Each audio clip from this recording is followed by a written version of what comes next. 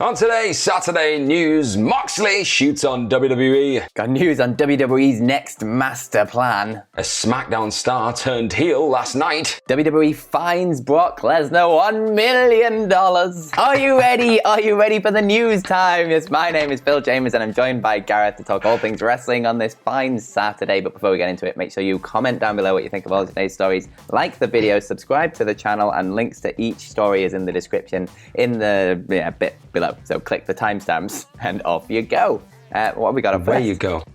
We've got Johnny Moxley. He's pulled out his pistol tonight or last night or in the day. Recently, Phil pulled out his pistol. Yeah. He started shooting because he's wrote his book, hasn't he? He's wrote Mox, and loads of people are just hyped up, buzzing about it, rightly so, because it's going to be a big thing. This, he's just not going to hold back. It's written in such a Moxley voice, like from the extract that's on Squared Circle now. If you go and check it out, it's like a cheeky little extract where he pretty much goes in on WWE, goes in on Vince McMahon, and it's just, if you just close your eyes, it's just him. It just captures his energy perfectly. But this particular extract that just kind of does go in on WWE is the stuff of beauty, Phil. It's brilliant because he does claim that his character was like effing dead in the water. They're his words when he was coming towards the end of his WWE tenure, obviously with post terrible inoculation stuff and all. It was a bad time. It was a dark time for Dean Ambrose at that point, obviously.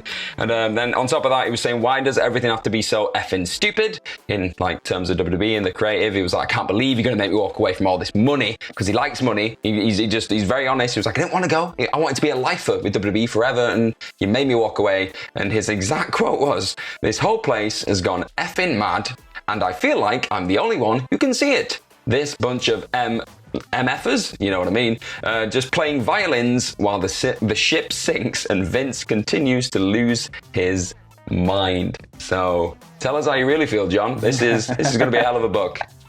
Yeah, it's good stuff. Obviously a rough time there for Dean Ambrose and the gas mask and the ridiculous character stuff, and nothing was working. And it's not for him, like just like Say says in this book, like he didn't want to leave. That wasn't part of his plan. He didn't want to step away from all of that money. However, that kind of worked out for him in the end, didn't it? Yeah, he did okay. He won a nice belt, didn't he, at some point? He did quite a shiny one. He's had a kid, he's doing good. Very much Vince's lost this, and I just love the going down with the ship while Vince just slowly loses his mind line. It's kind of still happening now, it seems. Yeah. They've not learned any lessons from this. This was one page. This is one page of the book. It's gonna. I think everyone needs to buy a copy of this book. He's not asked me to plug this, but I'm plugging the hell out of it because it sounds like it's gonna be great. Fair. Go buy Moxley's book. But speaking of Vince McMahon losing his mind, WWE has a new grand master plan to make wrestlers look taller and bigger in the ring. Love this very, very much. So this is coming from the Wrestling Observer newsletter. And it's basically a new WWE directive to make sure that they hire short referees in order to make their stars look bigger in the ring. That's how they're going to fix this.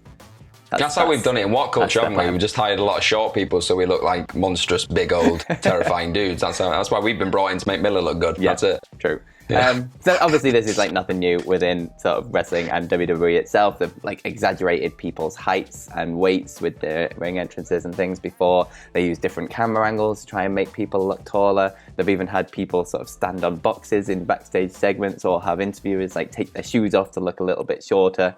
And this has also been a thing in like WCW back in the day when like Macho Man Randy Savage didn't like Nick Patrick refereeing their matches because Nick Patrick's like 6'2" and made them look a bit small in the ring.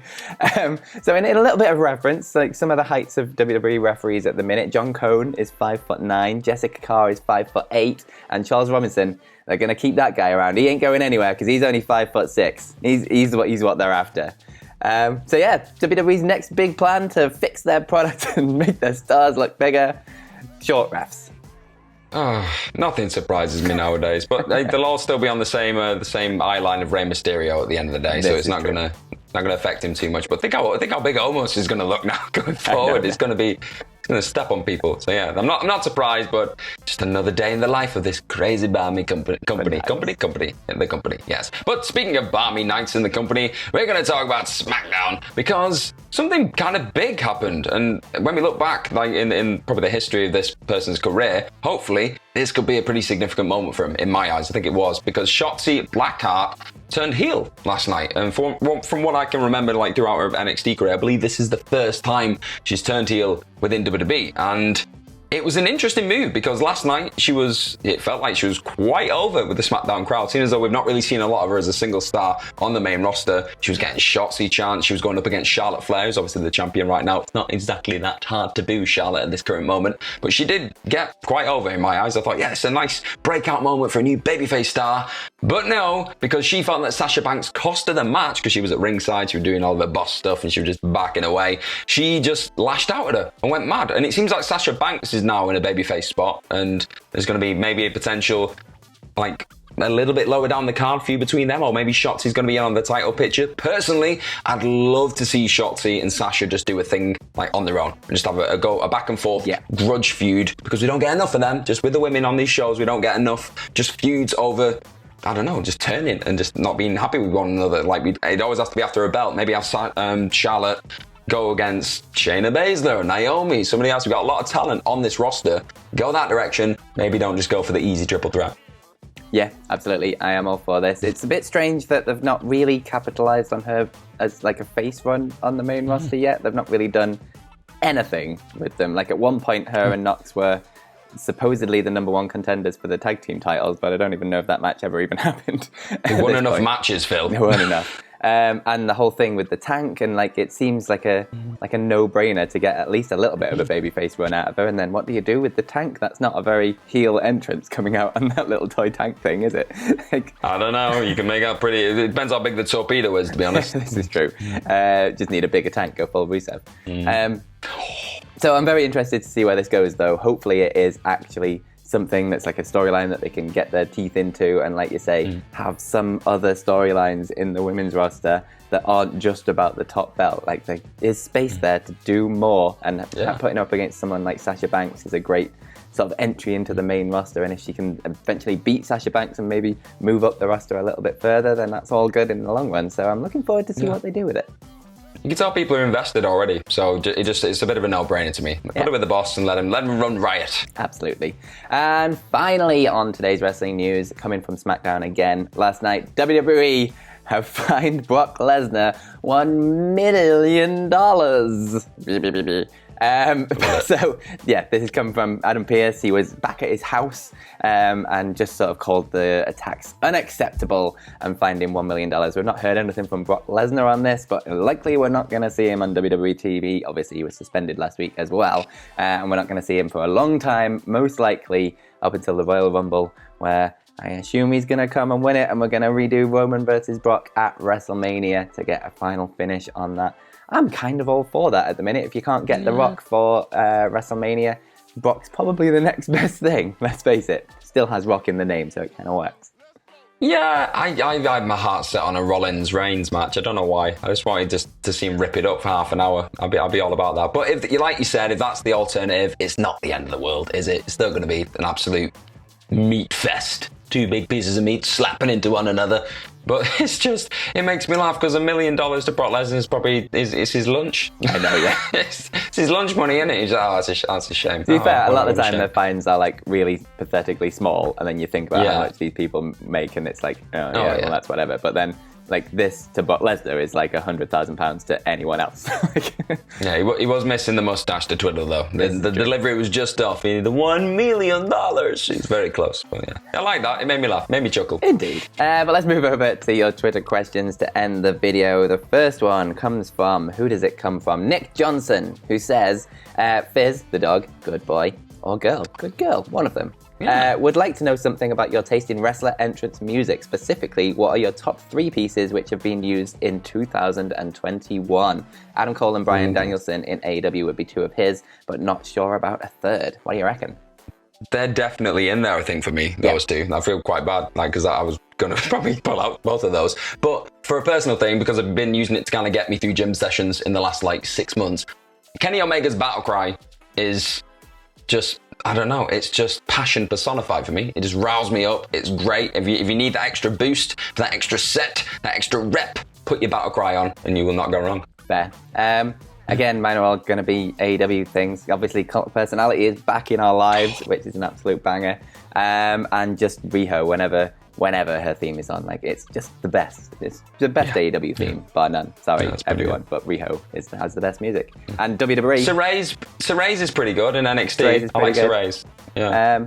But yeah, like WWE's, whoever's doing their latest music, they've got a long way to go. There's a couple of good ones. Roman Reigns is one I do quite like. Roman Reigns, but yeah, it's no Jim Johnston. They've gone no out my good graces here now, Phil, because we've lost Sami Zayn's music, so nothing matters anymore in WWE with music. They've ruined it. Ridiculous. The next question comes from at David Eric 22, who says, if you could book a fatal 4-way match with any 4 wrestlers, regardless of what promotion they're in, who would you have? He'd have R-Truth versus Orange Cassidy versus Danhausen versus Toru Yano. That sounds like all kinds of fun. That's great. Sound like a lot of fun. That's hard to top, isn't it? Do we go down the comedy route, or do we go for the purist? Do we go down the purist route? I think I might go purist. I want to see an absolute spectacle. So I'm going to go Kenny Omega. I'm going to go Roman Reigns. I'm going to go Will Ospreay. And then I'm going to go, the last one, who can I go? Moose. Why not? Throw Moose in there. Just to after his big them promo around in a ridiculous he shot fashion. at everyone. Let's throw him in there. He can do what he wants. So I'm going to go with Bryan Danielson, because if you're not putting him in every dream match ever, then you're doing something wrong. And I'm going to put him against Cesaro because obvious reasons. And I'm going to put him against Josh Alexander for, again, obvious reasons. And then I'm going to put him against maybe, Dante Martin, maybe, to get a little bit of newbies in there and see what they do. Or Zack Sabre Jr., if we're going to split it up and go to New Japan, and just watch them all pull each other's limbs off, basically. Can I just add something that we probably manifested something in the world this week? Because I'm pretty sure last week we were pitched a question where it was like, somebody that we'd like from the main roster to go to NXT and have a barn burner, have a great match. I think we said we'd love to see Sami Zayn fight Braun Breaker. Hey, did we say that? We did, and put it out into the world, and look what happens. UK it's tour, going to be there. It's happening. Also, getting Walter versus Cesaro on the UK tour. It's going to be in Manchester, Phil. And your boy lives in Manchester. I'm a lucky boy. It's going to happen. Chest. I feel so sorry for Cesaro's chest. But the final question of the day comes from Chef Mello86, who says, given the news about Ring of Honor, what would be the dream match that you would put together? His would be Bryan Danielson versus Jonathan Gresham. Another really good match. That's a good one, yeah. I like Jay Lethal. I'm a Jay Lethal guy, so... I've gone character now. I've gone into full character mode. I'd love to see Jay Lethal and Xavier Woods just rip it up. I think that'd be class. The promos would be fun and the match would be epic. Excellent. Fair. I'm going to go a slightly different route. I'm going to go tag teams. I'm going to go the Briscoes versus probably FTR. Because that would just be a really interesting clash of styles, and I'd be down with that. You have my attention, Phil. Some big company. Love the Briscoes so much. So much That'd be good. They deserve it. Indeed. And that's it. That is today's wrestling news. Thank you very much for joining us. If you want, you can follow us over on Twitter. You can follow me at PhilMyChambers, and you can follow Gareth at GMorgan04. And you can follow all of us at WhatCulture WWE. Like I say, make sure you subscribe to the channel, like the video, comment down below what you think of all of today's stories. It all really, really does help. Ups and Downs is coming for SmackDown and Rampage and loads of other things. So check out all the other videos on the channel. But most importantly, have yourselves a bloody good day. Bye-bye. Bye-bye.